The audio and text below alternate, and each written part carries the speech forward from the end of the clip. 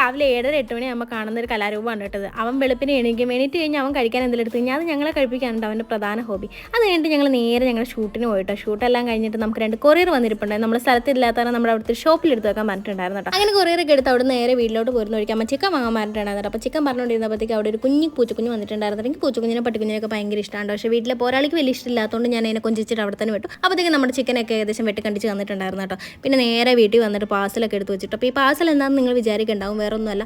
നമ്മുടെ വീട്ടിലെ gas stove ഉപയോഗിക്കാൻ തന്നെ കേട്ടോ. ഏകദേശം 5.5 കൊല്ലമായിട്ടുണ്ടായിരുന്നു കേട്ടോ. അപ്പോൾ അതിൻ്റെ അടിയൊക്കെ ദ്രവിച്ചിട്ട് ഗ്ലാസ്സൊക്കെ ഏകദേശം ഇങ്ങനെ ചൂടാകുമ്പോൾ പൊട്ടി വരുന്നുണ്ട് കേട്ടോ. അപ്പോൾ ഞാൻ കുറേ നാൾ മുന്നേ ഓർഡർ ചെയ്താണ് കേട്ടോ. ഇപ്പോഴാണ് വന്നത്. സാധനം അൺബോക്സ് ചെയ്തപ്പോൾ തന്നെ എനിക്ക് നല്ല ഡൗട്ട് ഉണ്ടായിരുന്നു കേട്ടോ. കാരണം നല്ല വീതി ഉണ്ടായിരുന്നു. അപ്പോൾ നമ്മുടെ സ്ലാബിന് ഫിറ്റ് ആവുമെന്ന് എനിക്ക് ഡൗട്ട് ഉണ്ടായിരുന്നു കേട്ടോ. പിന്നെ ഇത് പ്രൊമോഷനും കാര്യങ്ങളൊന്നും അല്ല കേട്ടോ ഗൈസ്, ഞാൻ എൻ്റെ സ്വന്തം കാശിന് മേടിച്ചാണ്. പിന്നെ ആർക്കെങ്കിലും ഈ ഗ്യാസ് സ്റ്റവിൻ്റെ ലിങ്ക് വേണമെന്നുണ്ടെങ്കിൽ എനിക്ക് മെസ്സേജ് അയച്ച് ഞാൻ ലിങ്ക് ഇട്ട് തരുന്നതായിരിക്കും കേട്ടോ. അങ്ങനെ ഗ്യാസ് ഒക്കെ എത്തിച്ച് കഴിഞ്ഞപ്പോഴത്തേക്കും പോരാളി ഡബിൾ ഹാപ്പി ആയിട്ടുണ്ടായിരുന്നു കേട്ടോ. പിന്നെ അതിൻ്റെ കൂടെ ഒരു പാഴ്സലും കൂടെ ഉണ്ടായിരുന്നു. അത് അച്ഛൻ ഓപ്പൺ ചെയ്തുകൊണ്ടിരിക്കുകയാണ്. ഇതിൽ ഏറ്റവും ഹാപ്പി ആയത് ആദ്യം കൊണ്ടാണ് കേട്ടോ. അവൻ്റെ സാധനങ്ങളൊക്കെ ഇട്ട് വെക്കാൻ വേണ്ടി അവൻ 2 പെട്ടി കിട്ടി. അപ്പോൾ അത്രേ ഉള്ളൂ. Tata bye.